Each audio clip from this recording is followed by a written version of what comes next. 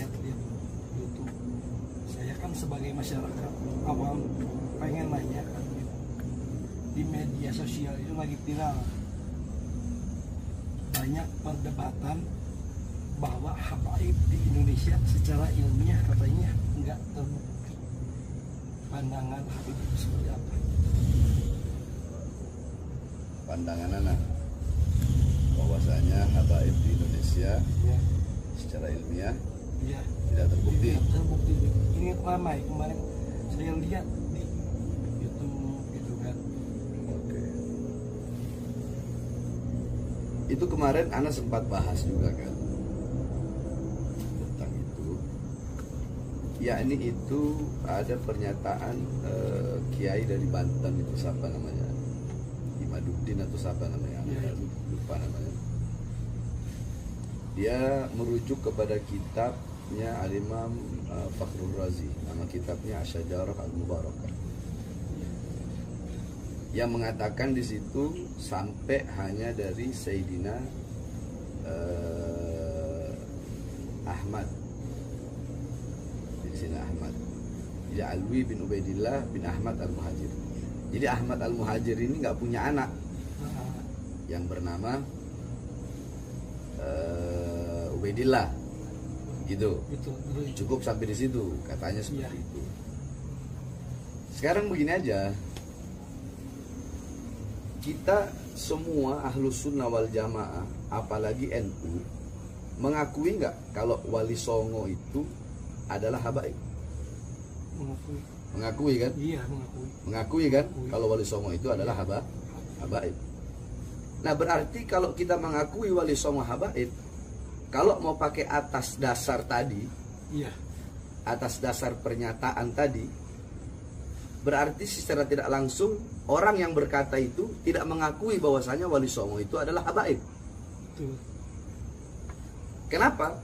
Contoh nih, ana bacain nasabnya Sunan Ampel, Raden Rahmat, Raden Rahmatullah bin Said Ibrahim Zainuddin Al-Akbar bin Said Jamaluddin Hussein bin Said Ahmad Jalaluddin bin Said Abdullah bin Said Abdul Malik Azamat Khan bin Said Alwi Amul Fagi. Nah, di sini ketemu sama Amul Fagi ini bareng, bin Smith, Wali Songo, Al-Haddad itu bareng di Amul Fagi ini. Bin Muhammad Sohibul Mirbat bin Ali Khalaq Qasam bin Alwi bin Muhammad bin Alwi bin Ubaidillah.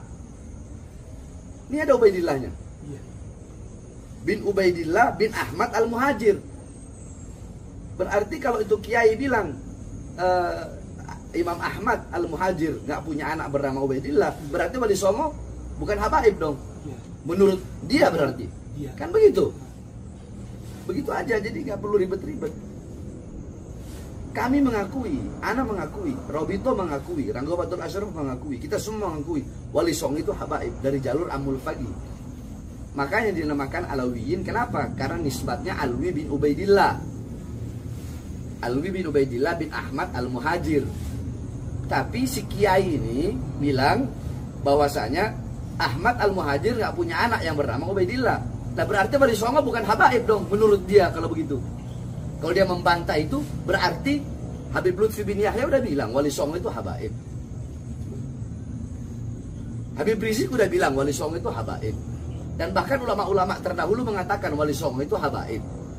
Kalau dia dengan ilmiah dia mengatakan menurut merujuk kepada kitab Al-Imam Fakhrul Razi Asy-Syajarah Al-Mubarakah bahwasanya Al-Imam Ahmad Al-Muhajir nggak punya anak yang bernama Ubaidillah, dan terus Wali Songo nasabnya nyambung sampai Al-Imam Ubaidillah ibn Ahmad Al-Muhajir ibn Isa Ar-Rumi sampai ke Rasulullah. Begitu. Jadi banyak sekarang ini timbul, ente tahu syaitan, ya, syaitan, iblis. Itu iblis tugasnya iblis itu mengeluarkan iman dari hati orang-orang yang beriman. Nah, sekarang banyak iblis-iblis bersorban yang ingin menanamkan di dalam hati orang-orang awam bahwasanya habaib itu nggak ada. Jadi dia ingin mengeluarkan keyakinan dari hati orang yang beriman bahwasanya keyakinan akan adanya habaib itu mau dihilangin sama dia, sebagaimana iblis menghilangkan keimanan orang-orang yang beriman. Dia bahkan bukan hanya itu, ingin menghilangkan, ingin mencabut, menghilangkan kecintaan orang-orang yang beriman kepada para habaib. Nah itu anak sebut iblis bersorban. Ya jadi sekarang gampang aja. Jadi begini, kalau orang nggak percaya adanya habaib, kita pakai begini aja lah. Anak matiin logo dulu, anak baca ada satu hadis. Nggak usah lagi pakai kitab bla bla bla, langsung ke hadis aja kita. Ya, ke hadis. Al-Imam At-Tabrani. Al-Imam Tabrani dalam kitab Mu'jamul Kabirnya. Al-Imam Tabrani dalam kitab Mu'jamul Kabirnya itu hadis jalur melalui Al-Imam Abdullah bin Abbas radhiyallahu anhu. Kemudian Al-Imam Hakim dalam kitab Mustadraknya. Ya. Al-Imam Hakim dalam kitab Mustadraknya jalur hadisnya lupa. Terus Al-Imam Baihaqi dalam kitab Sunannya. Nah, itu jalur hadisnya dari Sayyidina Umar bin Khattab radhiyallahu anhu. Kemudian Al-Imam Ahmad dalam kitab Musnadnya. Al-Imam Baihaqi dalam kitab Sunannya, Al-Imam Ahmad dalam kitab Musnadnya, dari dua jalur itu. Dari jalur Musawwir ibn Makhramah sama dari jalur Abi Sa'id Al-Khudri. Qala Rasulullah SAW. Allahumma shalli barik alaihi. Qala Rasulullah SAW. Kullu sababin wa nasabin munqati'un yaumal qiyamah illa sababi wa nasabi. Wa fi riwayah kullu sababin wa nasabin wa sihrin munqati'un yaumal qiyamah illa sababi wa nasabi wa sihri. Kata Rasulullah SAW, semua nasab, semua garis keturunan, semua sebab, semua kekerabatan itu terputus pada hari kiamat nanti, kecuali sebabku, garis keturunanku, kerabatku, ya, orang-orang yang menjalin kerabat denganku, inilah yang tidak terputus. Berarti kan ini hadis membuktikan bahwasanya habaib itu, anak cucu Rasul itu ada sampai hari kiamat. Hadis ini sebenarnya cukup untuk menjadi dalil. Nggak perlu kitab A, B, C, D. Tapi kalau kita mau basul masail, ayo. Kita mau menjelaskan masalah ini, mau kelarin ini, ayo.